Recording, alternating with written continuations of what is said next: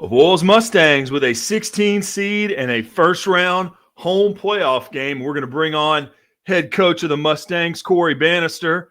And Coach Bannister, appreciate you spending some time with us this afternoon.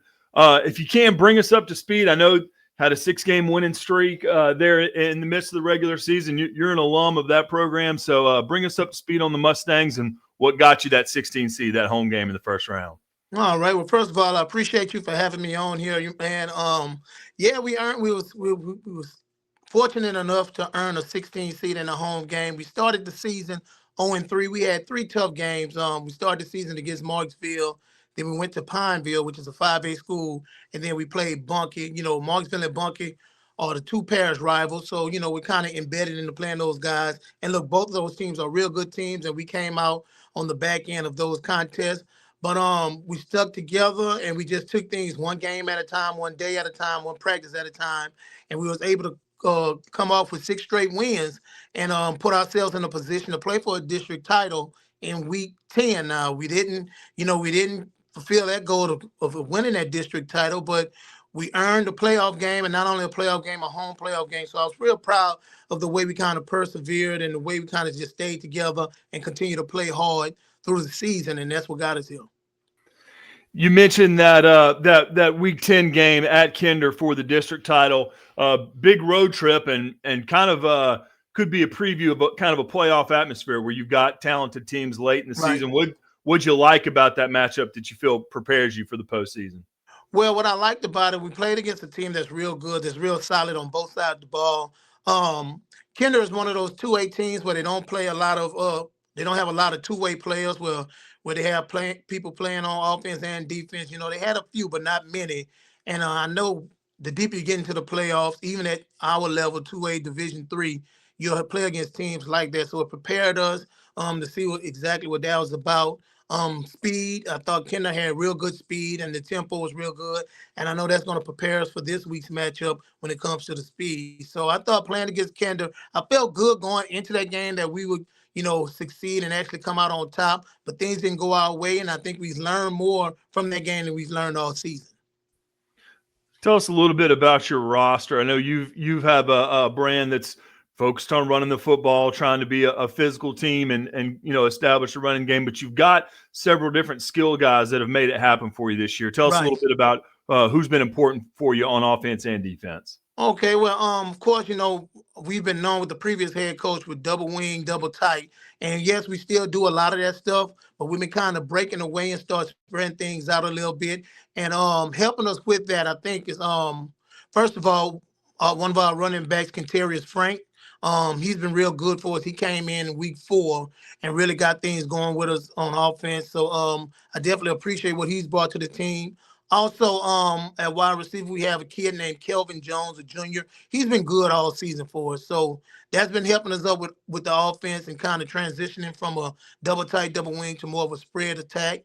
Also, we have our O-line, Kobe Smith. He's not only a good DN, but he's also a good tackle, and he's helped us a lot in that aspect as well. And I feel like another running back, Kevin Jones, that's Kelvin's brother.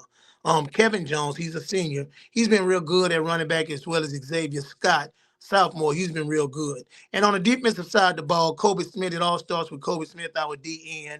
I mean, he had 12 and a half sacks this year. He had 17 tackles for loss outside of sacks, 75 total tackles, and the kid's just been playing lights out, even with a cast on his left hand. So, on defense, Kobe Smith, it starts with him. Josh Cassagay, he's a good offensive lineman as well, but at the DN, he's been playing lights out. I feel like our linebacking core has been playing real good, and that's Xavier Scott, Kenterius Frank, and Wyatt Boylon. They've been playing lights out, and those guys are seniors with the exception of Xavier Scott. So they've been playing pretty good, and on the back end, Kevin Jones at corner and sometimes at Rover, and Kelvin Jones at free safety have been playing real good. So, we got a 3-3-5 attack. And they've been playing lights out, especially in their 6-game winning streak. So that's pretty much how it's been this year with our team. I think we're more balanced this year than we've been in the past. But and I think that's going to help us in this playoff. Looking specifically at this matchup on Friday with St. Helena, how do you feel you match up against the Hawks? And are there any games that you played this year that you feel particularly might prepare you for this round 1 matchup? Well, yes. Actually, they have a very agile quarterback, and it reminds me of Marksville. They have the same type of quarterback. The guy can throw, the guy can run. He makes good decisions. So, we got, although we played Marksville, we just got to continue to prepare for that type of quarterback. They have a real good passing game. I feel like they're real good passing the ball. They got good athletes on the outside, and Marksville is pretty much a team like that as well. So hopefully, with their experience playing against Marksville and learn the lessons we've learned from Marksville, hopefully we can apply it this Friday and help us against St. Helena. And that 3-3-5, is that something that y'all have? Is it suited to stop a pass game like that? Well, I mean, that's the defense I've been running, and that's why, because most teams I played, they've been more of a pass attack. So I want to be more versatile on defense where I can change in and out real quick if I need to get more men up front. I think it's a real easy defense to transition into something else. So yeah, that 3-3-5 defense is real versatile, and that's probably the main reason why I stuck with it. Get you ahead here on this question. You got that 16 seed. That's so important because it gives you that home playoff game in round one. This is a program that's made runs in the playoffs here in recent years, and you've been you were familiar with that team and those sort of runs like that. What do you think the atmosphere will be like to have a home game in Moreauville again? And what kind of environment are you looking for on Friday night?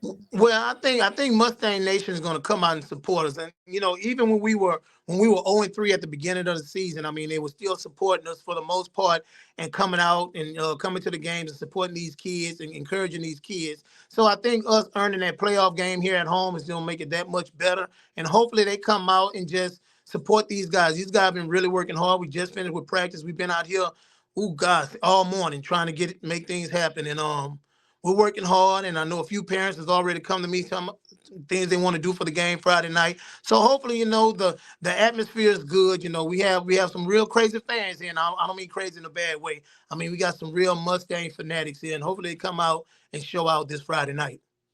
And just to double check with you on that, it's Friday night at 7:00. That's Fri- the kickoff? Yeah, Friday Okay. night, 7 o'clock. Yeah, so Friday Night Lights, your typical home playoff environment. The Avoyelles Mustangs will be hosting the St. Helena Hawks in the first round of Division III non-select postseason. Coach Bannister, thank you so much for your time, and hopefully we can talk to you next week after a Mustang win. All right. Thank you so much for having me, and thank y'all for what y'all do for high school football. Yes, sir. Coach Bannister, go Mustangs.